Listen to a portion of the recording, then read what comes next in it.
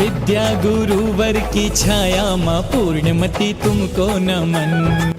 हमारे YouTube channel को आज ही सब्सक्राइब करें और बेल आइकन दबाना भी ना भूलें ताकि आपको लेटेस्ट अपडेट मिलते रहें। विद्या गुरुवर की छाया माँ पूर्णमती तुमको नमन। सत केवले भणिदम मैं वंदना करूँ ने शिव को पधारे, जो सिद्ध है अतुल अव्यय सौख्य धारे।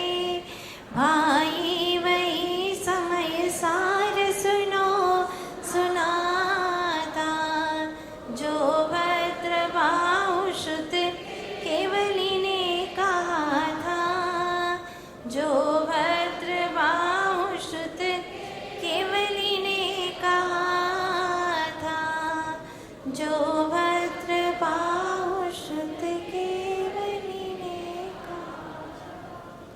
आदि तीर्थंकर श्री आदिनाथ भगवान की, श्री नेमिनाथ भगवान की, श्रीमद भद्रबाहु शुद्ध केवली भगवान की, श्रीमद कुंद कुंद आचार्य देव की, संत शिरोमणि अध्यात्म योगी आचार्य गुरुवर श्री विद्यासागर जी महाराज की, अहिंसामय विश्व धर्म की, पूज्य हरिका रत्न मां श्री पूर्णमती माता जी की, वंदनीय हरिका संघ की।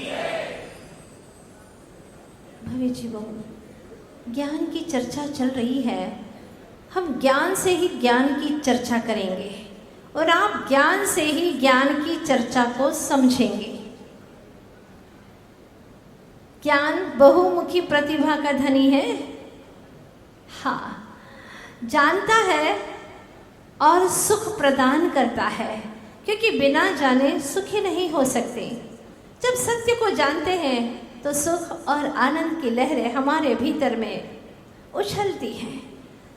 ज्ञान जीने की, हमें जानने की हमें शक्ति प्रदान करता है।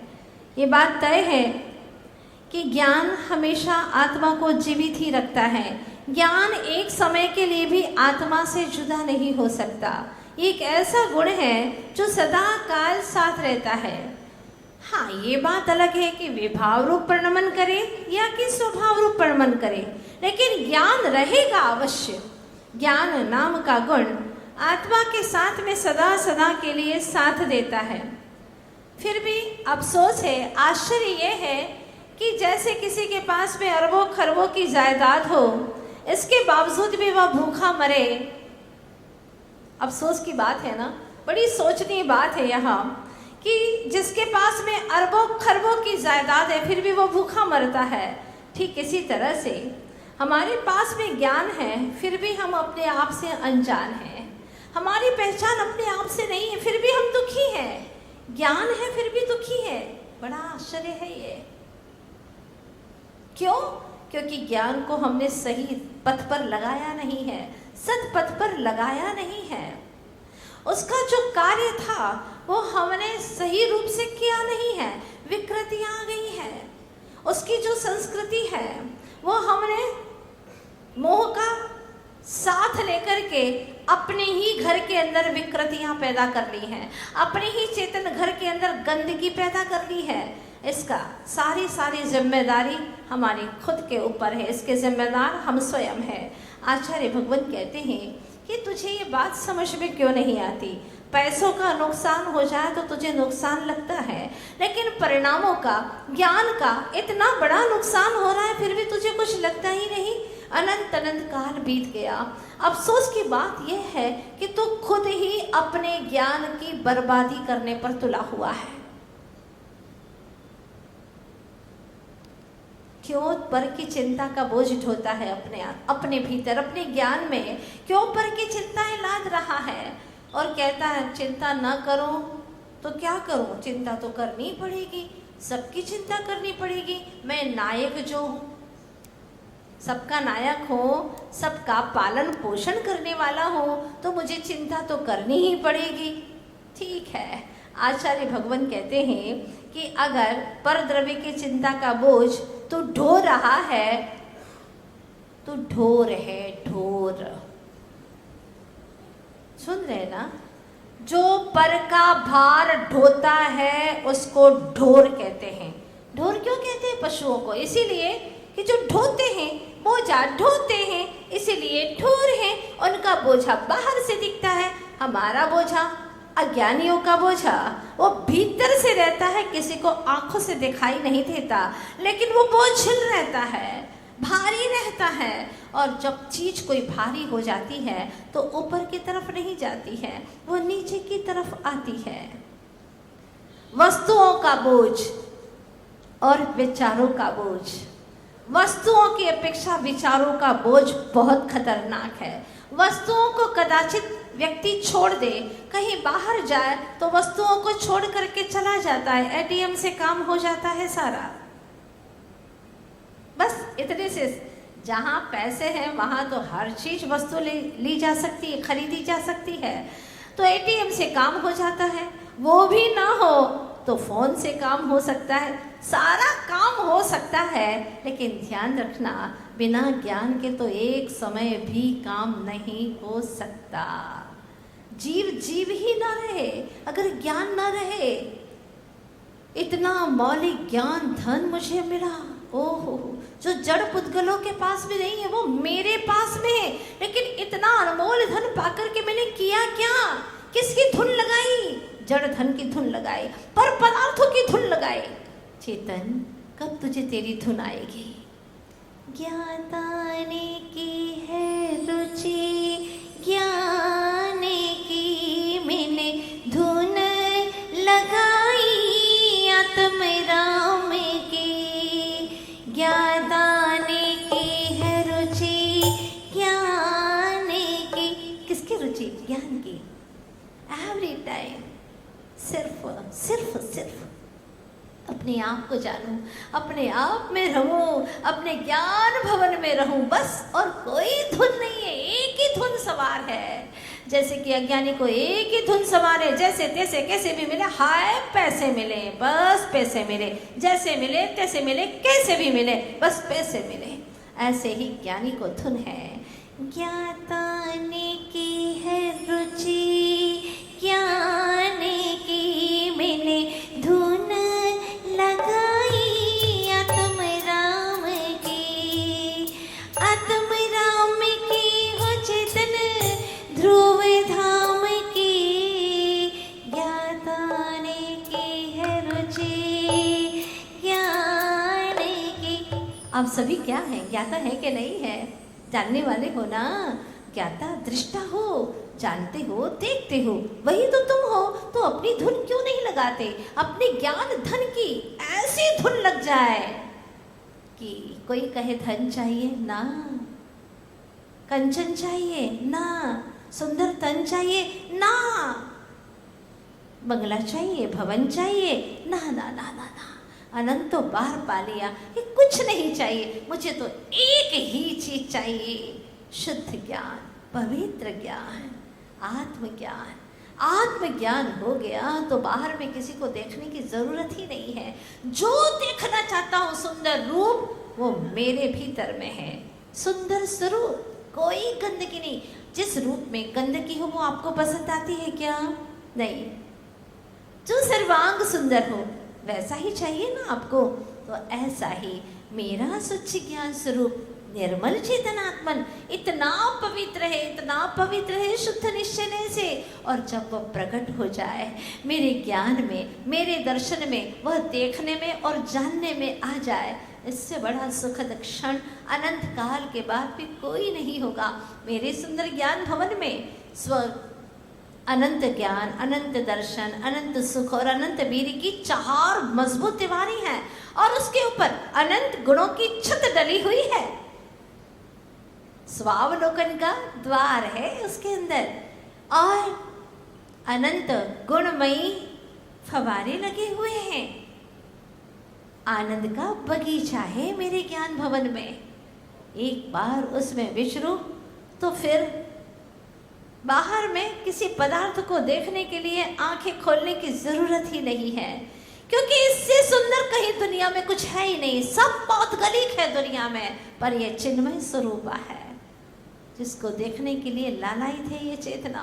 उपयोग थक गया है अनंतों वस्तुओं को देख करके प्रभु अब ये कुछ देखना नहीं चाहता, अब कुछ जानना नहीं चाहता, क्योंकि ढोरों की भांति मैंने बहुत बोझा ढो लिया है पर पदार्थों को जानने का। ये क्या, कौन सी साड़ी पहन करके आएगी, ये क्या सज धज के आएगी, कौन सी ब्यूटी पार्लर पर जाओगी तुम,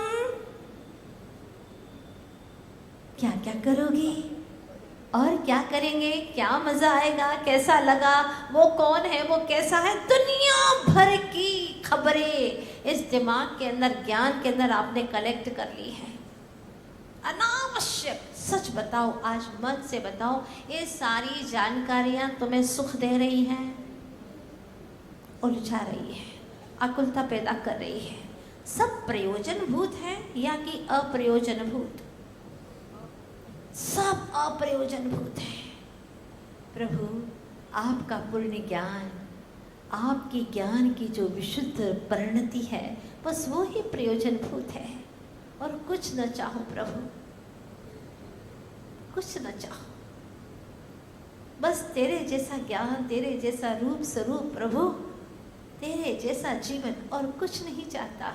आप लोग गुजराती में बोलते हैं ना, तू खूब मने गमे छे मारा वाला प्रभु, तू खूब मने गमे छे मारा वाला प्रभु, मारा मनमा तू रमे छे मारा वाला प्रभु, मारा मनमा तू रमे छे मारा वाला प्रभु, मारा चेतन मारा में छे तू तो वाला प्रभु। हे मेरे वाला, हे मेरे प्रिय प्रभु, बस तू ही तू है, तू ही तू दिखाई देता है, तेरे जैसा ही मुझे होना है। वंदे तद्गुण लब्धे प्रभु, इसी के लिए तेरा स्मरण करता हूँ, इसीलिए तेरी वाणी का श्रवण करता हूँ, इसीलिए तुझे निहारता हूँ कि तेरे जैसा स्वरूप मुझे मिल जाए प्रभु। भगवान कहते हैं मेरे जैसा स्वरूप तेरे पास में है, मिलेगा क्या, वो तेरे पास में मिला मिलाया है, लेकिन तूने उसके ऊपर इतना कचरे का ढेर कर दिया है, इतनी गंदगी डाल दी है, बदबू आ रही है, उसको अलग कर दे, ये सारे विकारों को अलग कर दे, सारे विभाव परिणमन को अलग कर दे, बुराइयों को अलग कर दे। कौन करेगा? जिसने इकट्ठा किया है वही अलग करेगा। तू ही स्वयं जिम्मेदार है इसको इकट्ठा करने का, गंदगी फैलाने का, तो उसको अलग करने की जिम्मेदारी भी तेरी है। किससे करूँगा? ज्ञान से ही करूँगा।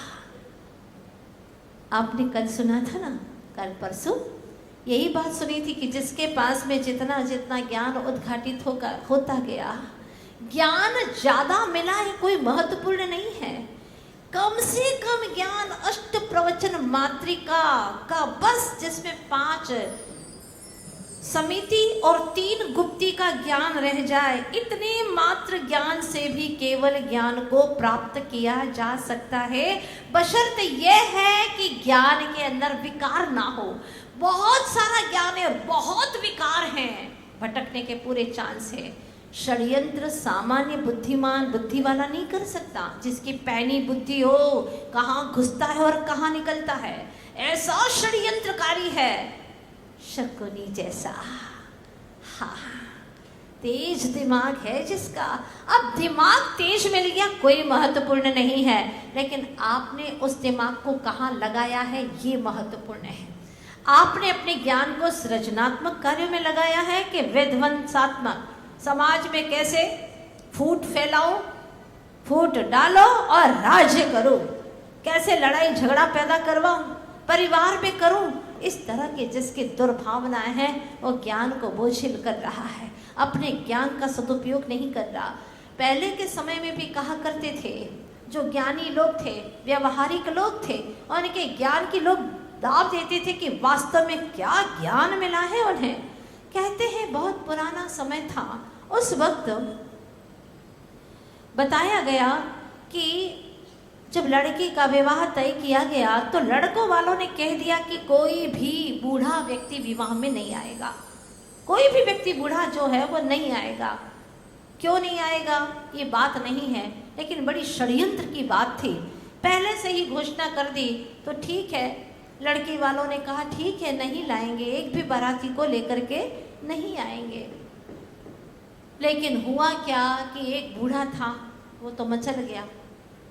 बूढ़े भी बच्चों के समान ही होते हैं। मैं तो जाऊंगा ही जाऊंगा, मेरी पोती की शादी और मैं न जाऊं, शादी कैसे होगी? लेकिन आप नहीं जा सकती, उन्होंने शर्त रखी है पहले ही, नहीं तो बारात को वापस लौटाना पड़ेगा, आप नहीं जा सकते। लेकिन मैं तो जाऊंगा, सबके सामने मत ले जाना, मुझे वहीं पर ही छिपा करके रख देना, मैं गाड़ी में बैठा रहूंगा लेकिन मुझे ले जाओ। अब उसने तो जिद ठान ली। बड़ी मुश्किल से अब सारे लोगों ने स्वीकार किया, ले ही जाना पड़ा। लेकर के गए, पूछा कोई बूढ़ा तो नहीं आया? बोले नहीं आया है। कुछ युवाओं को भेजा, देख करके आओ बारात के अंदर कोई बूढ़ा व्यक्ति तो नहीं आया है। देख लिया सब जगह, उसको छिपा दिया था, नहीं कोई भी नहीं आया है। तो ठीक है, अब बारात तभी चढ़ेगी जब जो हमारे यहाँ पर जो नदी बह रही है, इतनी विशाल नदी, उसके अंदर लड़की वाले दूध भरेंगे तो ही विवाह होगा, अन्यथा विवाह नहीं हो सकता। उनको तो शादी करनी नहीं थी, ऐसा लग रहा था। कोई ऐसी शर्त हो सकती है क्या? और कौन पूरी करेगा? बेचारे सारे लड़की वालों के दिमाग पर सल आ गए, सोचने लगे कि ऐसा कैसे हो सकता है। इतनी बड़ी नदी, मान लो कोई थोड़ा सा पोखर गड्ढा वड्ढा होता तो कदाचित भर भी देते, लेकिन इतनी अथाह नदी बह रही है और उसके अंदर दूध से भरो, कैसे भरे? संभव है नहीं, बहुत मुश्किल है। और नहीं भरा तो हमारी बेटी ऐसी ही चली जाएगी, हमारी बारात ऐसे ही चली जाएगी। क्या करे, कुछ समझ में नहीं आता। सब पेशो पेश पे पड़ गए। उधर से बूढ़ा व्यक्ति सोचने लगा कि मैं तो आया ही इसीलिए हूँ कि कोई तो मुझे पूछने के लिए आएगा, कोई तो आएगा मेरे पास में। उसमें से एक व्यक्ति था, वो कहाँ का था मालूम है आपको? हाँ, अहमदाबाद का ही था। वो भी बाराती बन करके गया था। उसने मन में विचार किया कि बूढ़ों को आने के लिए रोका था और अपनी बारात में साथ में एक बूढ़ा व्यक्ति आया है, उसके पास में जरूर जाना चाहिए, कुछ न कुछ तो समस्या का हल निकालेगा। गया धीरे से, चुपके से, और उसको पूछा, बाबा बाबा बाबा बड़ी परेशानी आ पड़ी है। बेटा क्या परेशानी आ गई? वो मन ही मन सोच रहा था कि मुझे तो पता ही था कि परेशानी आने वाली है, तभी तो बूढ़ों को रोका था इन लोगों ने। हाँ, वृद्ध अनुभवी होते हैं। तो पूछा, बेटा क्या परेशानी हो गई? उन्होंने ऐसी ऐसी समस्या रखी है, अगर उस नदी के अंदर दूध नहीं भरा गया तो बारात को वापस लौटा करके ले जाओ। उन्होंने कहा है, अब क्या करें? करें तो क्या करें, कुछ समझ में नहीं आता, किसी का दिमाग काम नहीं कर रहा। आप तो बताइए, आप कुछ बता सकते हैं। बूढ़े ने कहा, इतनी सी बात, जरा सी बात, कहाँ टेंशन में पड़े हो तुम? हाँ, अरे जाओ, जो यहाँ पर बोलने के लिए आए थे ना, उनको बड़े सम्मान के साथ में बुलाओ कि जो न्योता देने के लिए आए थे, कहने के लिए आए थे दूध भरने की बात, उनको बुलाओ और उनसे कह दो कि हमने सारा दूध का इंतज़ाम कर लिया है। अच्छे से कहना, हमने दूध का इंतज़ाम कर लिया, पूरी नदी में दूध भरने का इंतज़ाम हमारे पास में पुख्ता हो चुका है, लेकिन पहले आप सारा पानी खाली करवाओ, नदी को सुखाओ, फिर हम दूध भरने को तैयार हैं। जब वह आया और वहाँ पर गया और कहा कि उन लोगों ने तो ऐसा ऐसा बोला है, दूध का पूरा इंतज़ाम हो गया, उनके पास में दूध आ गया है। हाँ, बड़े बड़े बर्तन रखे हैं वहाँ पर ढक करके। अच्छा, लेकिन उनका कहना यह है कि पहले नदी को खाली करो, सुखाओ उसको पूरी तरह से, फिर हम दूध भरेंगे, नहीं तो हमारा दूध तो बेकार ही चला जाएगा। तब वहाँ के लोगों ने कहा कि ये बात तो पक्की है कि तुम्हारे साथ में कोई न कोई बूढ़ा जरूर आया है, कहीं न कहीं से बात तो पक्की है, लेकिन उसको निकाला नहीं गया। विवाह हो गया। खैर, जो कुछ भी हुआ उसके बाद में हमारा विषय तो यह है कि ज्ञान कैसा होता है। ज्ञान सब समाधान करने वाला होता है, और जिसके पास में सब में ज्ञान है वो व्यक्ति कभी भी उलझता नहीं है, वो कभी भी टेंशन में आता नहीं है, वो कभी भी परेशान होता ही नहीं है, क्योंकि ज्ञान पर का ईशान बने तो परेशान हो जाए, पर का स्वामी बने तो दुखी हो जाए। मैं तो अपना स्वयं आत्मा का मालिक हूँ, मेरे पास में वो सारे सुख के साधन हैं जो मुझे चाहिए, इसलिए दुखी होने की कोई बात ही नहीं है। चल पड़ो इस जीवन की लंबी यात्रा पर, मोक्ष की लंबी यात्रा पर। तुम्हारे साथ में है ना साथ देने वाला तुम्हारा फास्ट फ्रेंड, अनादि का साथी ज्ञान। बस ज्ञान का इस्तेमाल करना, ध्यान रखना ज्ञान को पर में नहीं लगाना। आचार्य भगवान कुंद कुंद स्वामी यहाँ पर क्या बात कह रहे हैं? पर भावे शब्द क्या डाला है? पर भाव, सव्वे भावे नानम, ये सारे भाव पर हैं ऐसा जान करके सब पर भाव हैं। पर द्रव्य और पर भाव, इन दोनों में क्या अंतर है? यहाँ पर समय सार में ये नहीं कहा कि ये सब पर पदार्थ हैं, ये घर पर पदार्थ है, ये स्त्री पुत्र पुत्री सब पर पदार्थ है, फैक्ट्री धन दौलत सब पर पदार्थ है, ये नहीं कह रहे यहाँ पर। यहाँ पर क्या कह रहे हैं? जो इनके प्रति तुझे राग भाव आ रहा है, ये मेरे हैं, ये मेरे हैं, ये भी मेरा है, ये भी मेरा है। जो ये भाव है वो भाव भी पर भाव है। क्या गहरी बातें, समय सार है, बहुत अंदर की बात बताने वाला। एक होता है कैमरा जो कि आपके शरीर की जैसी भी त्वचा है वैसा फोटो निकाल देता है, और उसमें भी गड़बड़ी हो जाती है। कितने बिल्कुल सांवले हैं, काले कलूटे, लेकिन फोटो देखो तो इतनी अच्छी आती है, कोई देख करके ही मोहित हो जाता है। इसलिए आजकल गड़बड़ियाँ क्यों हो रही हैं? इसलिए तो हो रही हैं,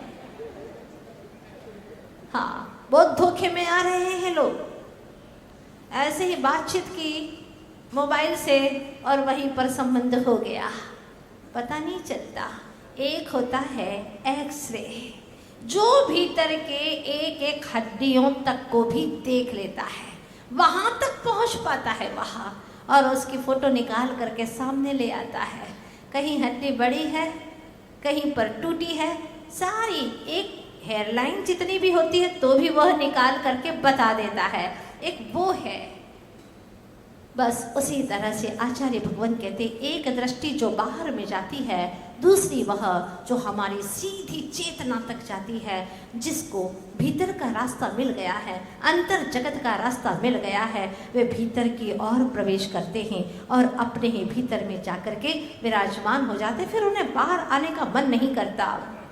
ऐसा हमारा जिन धर्म बताता है, और जब तक ये नहीं मिलता तब तक वो बाहर में ही रखड़ता है, बाहर में ही भटकता है। जब तक अंतर जगत का, अंतर भवन का, ज्ञान भवन का रास्ता नहीं मिलता, तो कम से कम हम बाहर में रह करके बाहर की ज़िंदगी में इतना तो करें। आप 24 घंटे बाहर ही बाहर रहते, उसमें से कम 24 सेकंड को माइनस करें।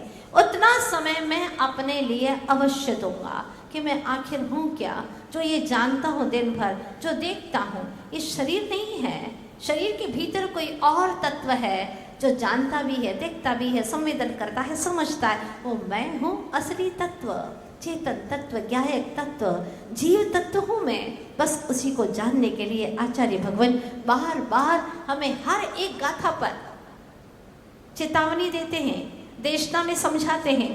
कंघी से बालों को कितनी बार संवारते हो?